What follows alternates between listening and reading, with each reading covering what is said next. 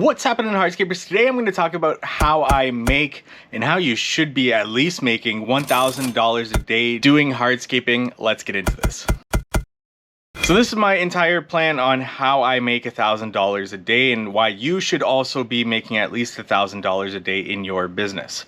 First and foremost, the first thing you need to do is actually learn how to hardscape. And good thing we have courses available on how to hardscape for you to learn more about that. Link is in the description. It also helps to learn from people that are already in the industry. And that's why we have the How to Hardscape podcast, where we interview consultants, business owners, ask them about strategies that help grow businesses. So I highly recommend listening to the How to Hardscape podcast to help your hardscaping business. But that's online learning. It's also good to get experience in the field, whether it's something for a family member or at your own house to try to install a patio, install a retaining wall, and so on and so forth. So you get the skills, hands-on skills, and then you can actually go ahead and start to sell your skills. Next thing I need to do is get leads. And when you're first starting out, leads can be difficult to come by. So you want to tell everybody and anybody what you do, and hopefully that will lead to some traction in getting some leads. There's various things that you can do that are fairly traditional, handing out flyers, door to door, etc., etc. That's not going to cost so much money, more so your time. But the number one thing that I did when I was first starting out that helped me was to reach out to contractors.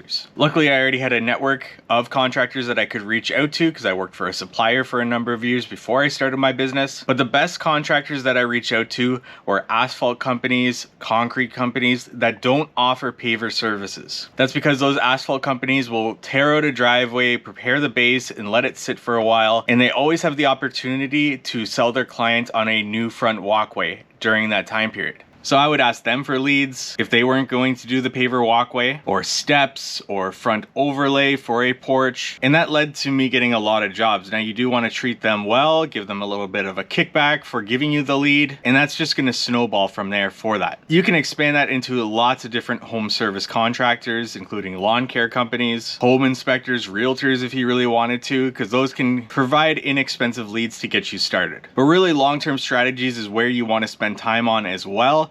A website that is search engine optimized. We have a complete video on that, and I'll link that in the description below. But also these videos help me in my business to also get leads. But it took a couple of years on YouTube to actually start getting leads. So it is a long-term strategy, but now I can use these videos in my proposals to provide detailed proposals to my clients. And that was always going to be my long-term strategy with this. Now that you know how to hardscape, you know where to get started in getting leads, you also need to budget. And that means budgeting for your growth in your business and budgeting for currently where you're at in the business. So let's break down how I need to make at least $1,000 a day. First and foremost, my own salary. Let's say I wanted to pay myself $100,000 for the year. Well, in our climate, we get about 1,600 hours to make our money for the entire season. $100,000 for my salary divided by 1,600 hours, that's $62.50 per hour that I need to make. And if I'm working a 10-hour day, that's $625 a day I need to make just to recover my own salary. Now let's talk about equipment and overhead expenses. Your business is likely going to have equipment.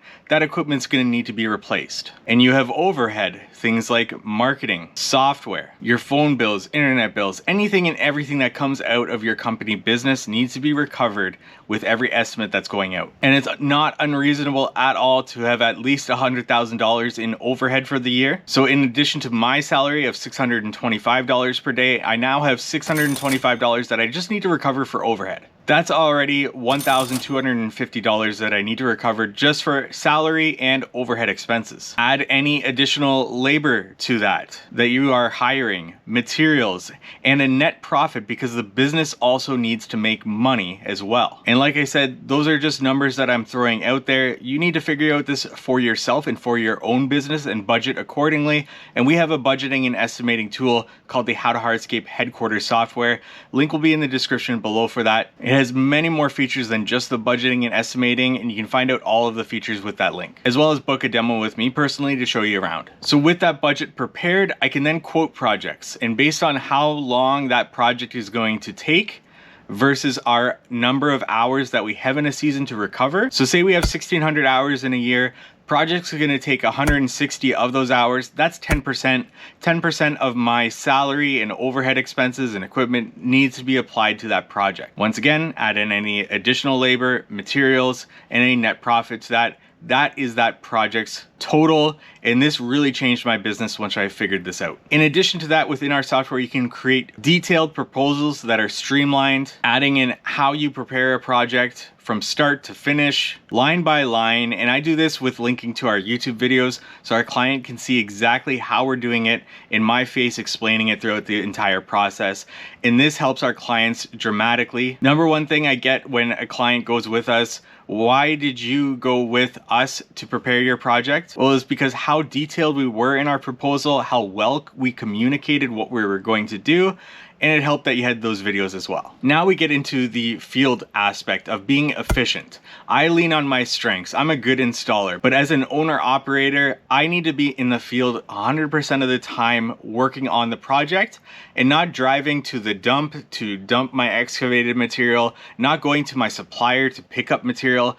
I need everything delivered to site. That means we run bins for excavated material and we get all of our materials delivered to site. That keeps me on site 100% of the time, or as close as I can get to that 100% of the time. Efficiency is key in making sure that you're making the hours on that project make sense based on what you quoted versus what you are actually doing in the field. And I measure those hours by clocking in and clocking out and measuring production rates to help me in future estimates so that I know I have accurate numbers of my production in the field versus what I'm estimating next. Another thing that we did was we added complementary services. For example, lighting is a huge one. Show your clients the benefits of lighting. It adds security, safety, and likely your client is going to be enjoying their outdoors when they get home from work and it's starting to get dark. Light that space up for them to enjoy it. Or on weekends when they're entertaining, they want to be out there at nighttime. Gas fire features are another great service to offer. This improves our client experience and it increases our revenue per client. So we're not having to go out there and get more and more clients to hit our revenue goals. Instead, we're maximizing the value of every client that comes in and giving them the best experience possible. And last and certainly not least is our client service. Service your clients well, make them happy. That's going to lead to a good brand reputation, and it's going to lead to more word of mouth. Clients coming in the door, which is the least expensive way to get clients in your door. Ask for reviews. That's also going to help social proof of your business. People are going to more and more rely on those online reviews of your business,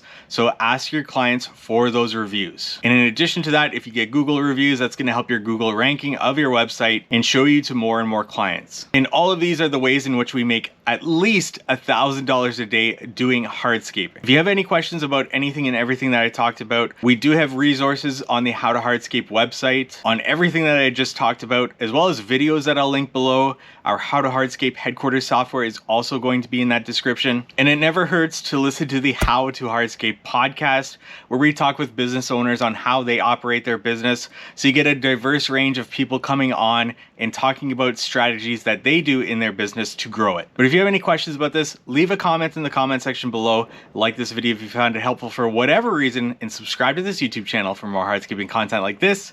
Thank you so much for watching.